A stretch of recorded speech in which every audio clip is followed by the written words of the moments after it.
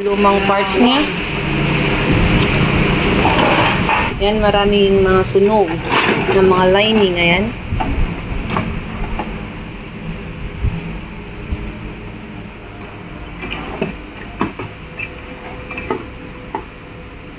Nasunog pala mga lining nito. So yung dinala nila dito, naggagaral-gala ng loob ng transmission.